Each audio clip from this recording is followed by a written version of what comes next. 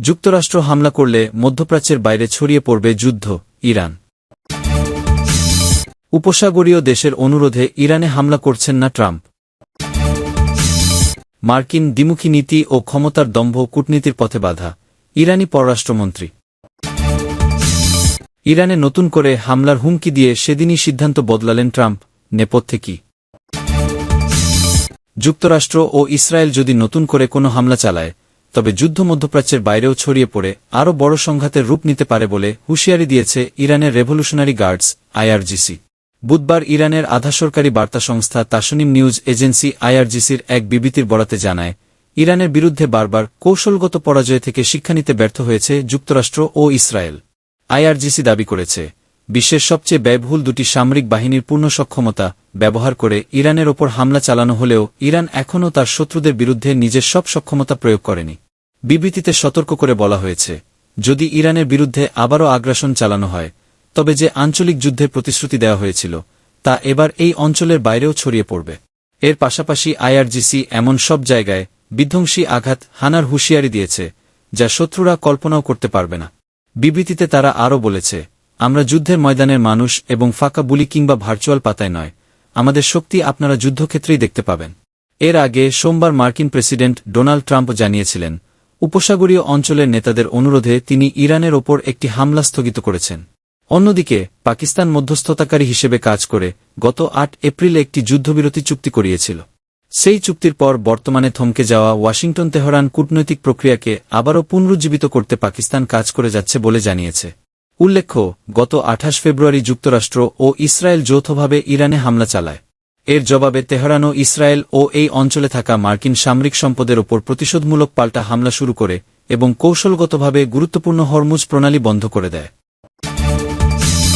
ইরানের বিরুদ্ধে নতুন সামরিক হামলার পরিকল্পনা আপাতত স্থগিত করেছেন মার্কিন প্রেসিডেন্ট ডোনাল্ড ট্রাম্প। উপসাগরীয় মিত্রদেশগুলোর অনুরোধ ও চলমান আলোচনায় সমঝোতার সম্ভাবনা তৈরি হওয়ায় এই সিদ্ধান্ত নেওয়া হয়েছে বলে জানিয়েছেন তিনি। তবে আলোচনা ব্যর্থ হলে বড় ধরনের হামলার জন্য মার্কিন সেনাবাহিনী প্রস্তুত থাকবে বলেও সতর্ক করেছেন ট্রাম্প। বিস্তারিত দেখুন ভিডিও প্রতিবেদনে। চলমান সংকট নিরসনে কূটনৈতিক আলোচনার ক্ষেত্রে মার্কিন যুক্তরাষ্ট্রের দ্বিমুখী আচরণ ও মাত্রাতিরিক্ত শর্ত আরোপের নীতি সবচেয়ে বড় বাধা বলে মন্তব্য করেছেন ইরানের পররাষ্ট্রমন্ত্রী আব্বাস আরাঘচি। ইরানের আধাসরকারি বার্তা সংস্থা আইএসএনের ইসনা প্রতিবেদন অনুযায়ী তেহরানে সফররত পাকিস্তানের স্বরাষ্ট্রমন্ত্রী মহসিন নকভির সঙ্গে দ্বিপাক্ষিক বৈঠকে এই মন্তব্য করেন ইরানি পররাষ্ট্রমন্ত্রী। খবর আল জাজিরার। বৈঠকে আব্বাস আরাঘচি ওয়াশিংটনের অতীত প্রতিশ্রুতি ভঙ্গের ইতিহাস স্মরণ করিয়ে দিয়ে বলেন, আমেরিকার পূর্ববর্তী নানা চুক্তি লঙ্ঘন ও বিশ্বাসভঙ্গের কারণেই মার্কিন প্রশাসনের প্রতি ইরানের গভীর সন্দেহ ও অবিশ্বাস তৈরি হয়েছে। এরপরও চলমান যুদ্ধ ও আঞ্চলিক সংঘাতের অবসান ঘটাতে ইরান যে কূটনৈতিক সংলাপে অংশ নিচ্ছে তা কোনো দুর্বলতা নয়, বরং আন্তর্জাতিক অঙ্গনে তেহরানের দায়িত্বশীল দৃষ্টিভঙ্গির বহিঃপ্রকাশ। বৈঠকে পাকিস্তানের স্বরাষ্ট্রমন্ত্রী মহসিন নকভি মধ্যপ্রাচ্যের বর্তমান পরিস্থিতি নিয়ে উদ্বেগ প্রকাশ করেন। একই সঙ্গে তিনি আশা প্রকাশ করে বলেন, ইরান ও এই অঞ্চলের দীর্ঘমেয়াদী শান্তি, নিরাপত্তা ও স্থিতিশীলতা ফিরিয়ে আনতে পাকিস্তান একটি কার্যকর ও মধ্যস্থতাকারীর ভূমিকা পালন করতে প্রস্তুত রয়েছে। কূটনৈতিক মহলের মতে, মার্কিন প্রেসিডেন্ট ডোনাল্ড ট্রাম্পের সাম্প্রতিক সময় শেষ হয়ে আসছে হুমকির জবাবে পররাষ্ট্রমন্ত্রী আরাঘচির এই বক্তব্য স্পষ্ট করে, ইরান আলোচনার দরজা খোলা রাখলেও মার্কিন কোনো বলপ্রয়োগ বা একতরফা শর্তের মুখে মাথা নত করবে না। তেহরানের সঙ্গে আলোচনা ঝুলে থাকার মধ্যে ইরানের নতুন করে হামলার শুরুর অনুমোদন দেওয়ার কথা সোমবারই জানিয়েছিলেন যুক্তরাষ্ট্রের প্রেসিডেন্ট ডোনাল্ড ট্রাম্প। তিনি বলেছিলেন, এই সপ্তাহে শুরু হবে সেই হামলা। আবার সেদিনই তিনি পাল্টে ফেলেন সিদ্ধান্ত, জানান, আপাতত এই অভিযান স্থগিত থাকছে, কারণ গুরুত্বপূর্ণ আলোচনার জন্য সুযোগ দিচ্ছেন তিনি। ট্রাম্পের দাবি, ইরানের সঙ্গে পারমাণবিক চুক্তি প্রশ্নে আরও কাজ করার জন্য উপসাগরীয় অঞ্চলের ৩ জন নেতা সময় চাওয়ায় তিনি মত বদলেছেন। ট্রাম্প বারবারই ইরানে নতুন হামলার হুমকি দিচ্ছেন, তবে শেষ মুহূর্তে সে অবস্থান থেকে সরে আসছেন। সোমবার আবার একই কাজ করেন তিনি। মার্কিন প্রেসিডেন্ট সাংবাদিকদের বলেন, আমরা আগামীকাল মঙ্গলবার বড় ধরনের একটি হামলার প্রস্তুতি নিচ্ছিলাম, কিন্তু আমি সেটি কিছু সময়ের জন্য থামিয়ে রেখেছি। তা সব সময়ের জন্য হতে পারে, আবার সাময়িক সময়ের জন্য হতে পারে, কারণ ইরানের সঙ্গে আমাদের খুব বড় আলোচনা হয়েছে। এখন দেখা যাক তার ফল কি দাঁড়ায়। গত ২৮ ফেব্রুয়ারি ইসরায়েলের সঙ্গে মিলে ইরানে হামলা শুরুর সময় ট্রাম্প বলেছিলেন, এই যুদ্ধ ৪ থেকে ৫ সপ্তাহের মধ্যে শেষ হবে। কিন্তু সেই যুদ্ধের ৩ মাস পূর্ণ হতে চলেছে। ট্রাম্প এই সংকটের মধ্যে আছেন, হয় ইরানকে চাপ দিয়ে নতি স্বীকার করাতে হবে, নয়তো যুদ্ধ শেষ করে বিজয় ঘোষণা করতে হবে। এ অবস্থায় যুদ্ধ নিয়ে ট্রাম্পের দেওয়া বিভিন্ন বক্তব্যে বড় ধরনের অসঙ্গতি দেখা দিচ্ছে। একবার তিনি বলছেন যুদ্ধ শেষ, আবার পরক্ষণেই বলছেন যে যুক্তরাষ্ট্রকে কাজ শেষ করতে হবে। এছাড়া গত এপ্রিল মাসে তিনি হুমকি দিয়ে বলেছিলেন, আজ রাতে একটি পুরো সভ্যতা ধ্বংস হয়ে যাবে, এটিকে আর কখনো আগের অবস্থায় ফিরিয়ে আনা যাবে না। আবার সেই সময়সীমায় পৌঁছানোর আগেই তিনি নিজের অবস্থান থেকে সরে আসেন। মার্কিন সামরিক কর্মকর্তারা বলছেন, যুদ্ধে ইরানের সরকার বড় ধরনের প্রতিরোধ সক্ষমতা দেখিয়েছে। তারা দেখিয়ে দিয়েছে যে আঞ্চলিক ও বৈশ্বিক অর্থনীতিতে বড় ধরনের ক্ষতি করার সক্ষমতাও তাদের আছে। এখন পর্যন্ত ইরানের পারমাণবিক মজুতেও কোনো দাগ ফেলা যায়নি। ট্রাম্প বলেছিলেন, এই যুদ্ধ 4 থেকে 5 সপ্তাহের মধ্যে শেষ হবে। কিন্তু সেই যুদ্ধের 3 মাস পূর্ণ হতে চলেছে। ট্রাম্প এই সংকটের মধ্যে আছেন, হয় ইরানকে চাপ দিয়ে নতি স্বীকার করাতে হবে, নয়তো যুদ্ধ শেষ করে বিজয় ঘোষণা করতে হবে। তবুও এই সামরিক অভিযানের কারণে ইরানের বড় ধরনের ক্ষতি হয়েছে। পেন্টাগনের হিসাব অনুযায়ী এখন পর্যন্ত তারা প্রায় 13,000 লক্ষ্যবস্তু ধ্বংস করতে পেরেছে। ইরানের নৌবাহিনী প্রায় ধ্বংস হয়ে গেছে এবং উচ্চপদস্থ সামরিক ও গোয়েন্দা কর্মকর্তারা মারা পড়েছেন।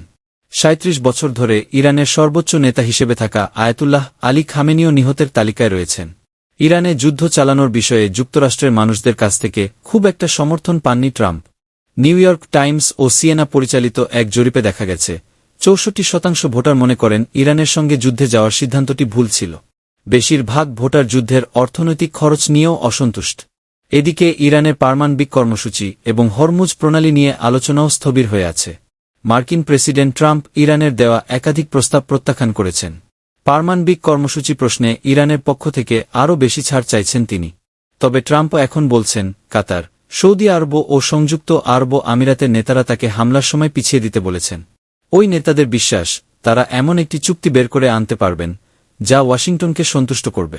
ট্রাম্প বলেন, এই 3টি দেশসহ আরও কয়েকটি দেশ আমার সঙ্গে যোগাযোগ করেছে। তারা এখন আমাদের লোকজন ও ইরানের সঙ্গে সরাসরি আলোচনা করছে। মনে হচ্ছে তারা একটি সমাধানে পৌঁছাতে পারবে। যদি বোমা না ফেলেই এটা করা যায়, তাহলে আমি খুবই খুশি হব। তিনি আরও বলেন, সম্ভাব্য যেকোনো চুক্তিতে ইরানকে পারমাণবিক অস্ত্র তৈরি থেকে বিরত রাখতে হবে। তার এই দাবিটি যুক্তরাষ্ট্র ও ইরানের মধ্যে চুক্তির সবচেয়ে বড় বাধা হয়ে দাঁড়িয়েছে।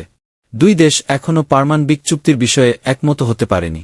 মঙ্গলবার কোনো লক্ষ্যবস্তুতে হামলা চালাতে চেয়েছিলেন, তা ট্রাম্প সুনির্দিষ্ট করে বলেননি। তবে কর্মকর্তারা বলেছেন, সামরিক বাহিনী বিভিন্ন পরিকল্পনা তৈরি করে রেখেছে। এর মধ্যে ইরানের ব্যালিস্টিক ক্ষেপণাস্ত্র ঘাঁটিতে হামলার পরিকল্পনাও রয়েছে। মার্কিন সামরিক কর্মকর্তারা বলছেন, এই যুদ্ধে ইরানের সরকার বড় ধরনের প্রতিরোধ সক্ষমতা দেখিয়েছে। তারা দেখিয়ে দিয়েছে যে আঞ্চলিক ও বৈশ্বিক অর্থনীতিতে বড় ধরনের ক্ষতি করার সক্ষমতাও তাদের আছে। এখন পর্যন্ত ইরানের পারমাণবিক মজুতেও কোনো দাগ ফেলা যায়নি। এর আগে সামাজিক যোগাযোগ মাধ্যমে ট্রাম্প লিখেছিলেন, গ্রহণযোগ্য চুক্তি না হলে ইরানের বিরুদ্ধে পূর্ণমাত্রায় বড় আকারে হামলার প্রস্তুতি নেওয়ার জন্য তিনি শীর্ষ সামরিক কর্মকর্তাদের নির্দেশ দিয়েছেন। তবে ট্রাম্পের প্রকাশ্য বক্তব্যটি বিভ্রান্তি তৈরির কৌশলও হতে পারে বলে মনে করেছেন কয়েকজন মার্কিন কর্মকর্তা। তারা মনে করেন, ট্রাম্প এখনও হামলার পথে এগোতে পারেন। কর্মকর্তারা কথা মনে করিয়ে দেন যে ফেব্রুয়ারিতে যুক্তরাষ্ট্র ও ইরানের কর্মকর্তারা যখন নতুন দফা আলোচনার প্রস্তুতি নিচ্ছিলেন, তার কয়েকদিনের মধ্যেই কিন্তু হামলা শুরু হয়েছিল। নাম প্রকাশ না করার শর্তে এক মার্কিন সামরিক কর্মকর্তা বলেন, যুক্তরাষ্ট্রের সঙ্গে 1 মাসের যুদ্ধবিরতি চলাকালে ইরান বোমা হামলায় ক্ষতিগ্রস্ত ও চাপা পড়া বহু ব্যালিস্টিক ক্ষেপণাস্ত্রের ঘাঁটি খুঁড়ে বের করেছে। তারা ভ্রাম্যমাণ ক্ষেপণাস্ত্র উৎক্ষেপণ যন্ত্র সরিয়েছে এবং নতুন করে হামলা শুরু হলে কিভাবে মোকাবিলা করবে সেই কৌশলও বদলেছে। তবে ট্রাম্প এখন বলছেন, কাতার, সৌদি আরব ও সংযুক্ত আরব আমিরাতের নেতারা তাকে হামলার সময় পিছিয়ে দিতে বলেছেন। ওই নেতাদের বিশ্বাস, তারা এমন একটি চুক্তি বের করে আনতে পারবেন যা ওয়াশিংটনকে সন্তুষ্ট করবে। ওই কর্মকর্তা বলেন, ভূগর্ভের গভীরে থাকা গুহা ও গ্রানাইট পাহাড় কেটে তৈরি করা স্থাপনায় ইরানের অনেক ব্যালিস্টিক ক্ষেপণাস্ত্র রাখা ছিল। এসব জায়গা ধ্বংস করা মার্কিন যুদ্ধবিমানের পক্ষে কঠিন। তাই যুক্তরাষ্ট্র মূলত এসব স্থাপনার প্রবেশপথে বোমা হামলা চালায়, যেন সেগুলো ধসে পড়ে ও চাপা পড়ে যায়। তবে সেগুলো পুরোপুরি ধ্বংস হয়নি। এখন ইরান এসব ঘাঁটির অনেকগুলো আবার চালু করেছে। এক মার্কিন সামরিক কর্মকর্তা বলেন, ইরানের সেনা কর্মকর্তারা সম্ভবত রাশিয়ার সহায়তায় মার্কিন যুদ্ধবিমানগুলোর গতিবিধি বুঝে ফেলেছে। তিনি বলেন, গত মাসে একটি F-15 যুদ্ধবিমান ভূপাতিত হওয়া এবং একটি F-35 উড়োজাহাজে গুলি লাগার ঘটনা দেখিয়ে দিয়েছে যে যুক্তরাষ্ট্রের হামলার কৌশল ইরান আগে থেকেই অনুমান করতে পারছিল। তাই তারা ভালোভাবে প্রতিরোধ করতে পেরেছে। যদিও 5 সপ্তাহের টানা বোমা হামলায় কয়েকজন নেতা ও সামরিক কমান্ডারকে হারাতে হয়েছে, তারপরও ইরান এই যুদ্ধে নিজেদের আরও শক্তপোক্ত প্রতিপক্ষে পরিণত করতে পেরেছে বলে ওই মার্কিন কর্মকর্তা মনে করেন। তার ধারণা, ইরান তাদের অবশিষ্ট অস্ত্রের বড় অংশ নতুন জায়গায় সরিয়ে নিয়েছে। একই সঙ্গে দেশটির মধ্যে এই বিশ্বাস তৈরি হয়েছে যে হরমুজ প্রণালী কার্যকরভাবে বন্ধ করে হোক বা উপসাগরীয় প্রতিবেশী দেশগুলোর জ্বালানি অবকাঠামোয় হামলা চালিয়ে হোক কিংবা মার্কিন যুদ্ধবিমানকে হুমকির মুখে ফেলেই হোক, তারা যুক্তরাষ্ট্রের বিরুদ্ধে সফলভাবে প্রতিরোধ গড়ে তুলতে পারবে। যদিও 5 সপ্তাহের টানা বোমা হামলায় কয়েকজন নেতা ও সামরিক কমান্ডারকে হারাতে হয়েছে, তারপরও ইরান এই যুদ্ধে নিজেদের আরও শক্তপোক্ত প্রতিপক্ষে পরিণত করতে পেরেছে বলে ওই মার্কিন কর্মকর্তা মনে করেন। তার ধারণা, ইরান তাদের অবশিষ্ট অস্ত্রের বড় অংশ নতুন জায়গায় সরিয়ে নিয়েছে। একই সঙ্গে দেশটির মধ্যে এই বিশ্বাস তৈরি হয়েছে যে হরমুজ প্রণালী কার্যকরভাবে বন্ধ করে হোক বা উপসাগরীয় প্রতিবেশী দেশগুলোর জ্বালানি অবকাঠামোয় হামলা চালিয়ে হোক কিংবা মার্কিন যুদ্ধবিমানকে হুমকির মুখে ফেলেই হোক, তারা যুক্তরাষ্ট্রের বিরুদ্ধে সফলভাবে প্রতিরোধ গড়ে তুলতে পারবে।